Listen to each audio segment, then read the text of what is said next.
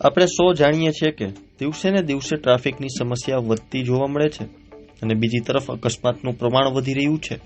ત્યારે Rajkot traffic police દ્વારા કેટલીક કામગીરી કરવામાં આવી છે, જેના કારણે શહેરમાં ટ્રાફિકની સમસ્યા હળવી બની છે। આ સાથે જ શહેરમાં રાઉન્ડ ધી ક્લોક મોનિટરિંગ કરવામાં આવી રહ્યું છે, જેથી શહેરમાં અનિચ્છનીય બનાવ ન બને।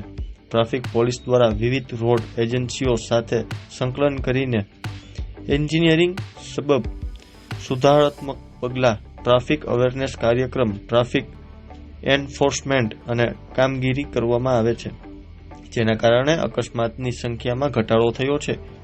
ત્યારે જોવો અમારો ખાસ અહેવાલ।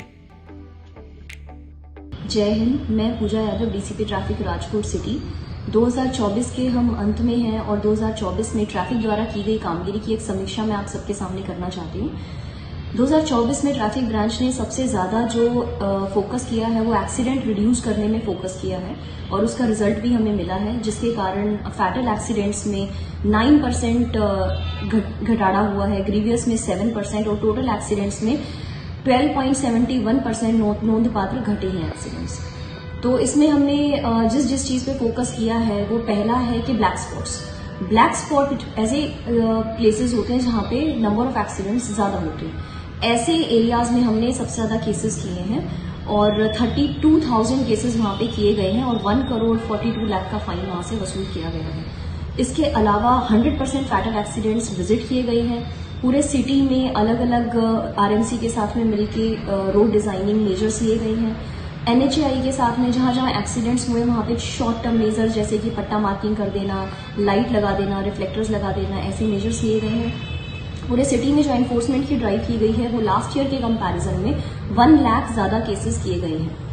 इसके साथ साथ में अवेयरनेस का प्रोग्राम अगर हम देखें तो अवेयरनेस के प्रोग्राम्स पे भी हमने ध्यान दिया है और 2024 में 95 अवेयरनेस के प्रोग्राम किए गए हैं, जो कि लास्ट ईयर के कंपैरिजन में 19 अवेयरनेस प्रोग्राम प्लस में है।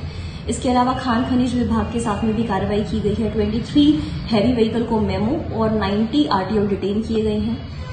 इसके अलावा हमने दबान हटाओ शाखा जो है अपनी आरएमसी की, उसके साथ में कामगिरी की है। सौराष्ट्र यूनिवर्सिटी के साथ में एक एमओयू किया है, जिसमें ट्रैफिक अवेयरनेस को traffic education as a subject हम ला सकें।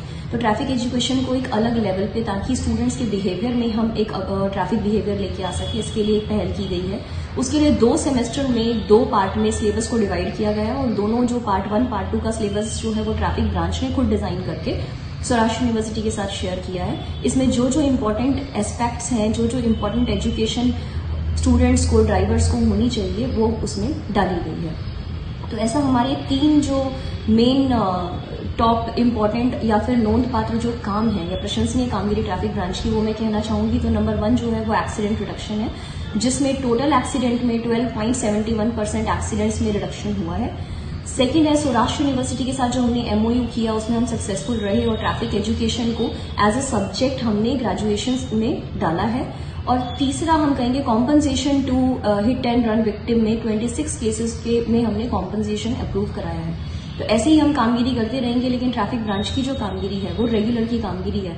ऐसे कहीं कि भाई इतना काम करने से ट्रैफिक में समस्या में सॉल्यूशन आ जाएगा, वो एक कॉन्टिन्यूअस कामगिरी और लॉन्ग टर्म जो इम्पैक्ट है वो दिखेगा और उसमें हमें कॉन्टिन्यूअस मेहनत करनी पड़ेगी। इसमें हमें पब्लिक का सपोर्ट भी चाहिए और सभी डिपार्टमेंट का सपोर्ट चाहिए। उसके बाद ट्रैफिक और अच्छे से कामगिरी करेगी और 2025 में हम इससे भी अच्छी कामगिरी करेंगे। ये प्रॉमिस के साथ आपको नए साल की बहुत बहुत मुबारक हो। जय हिंद, जय भारत।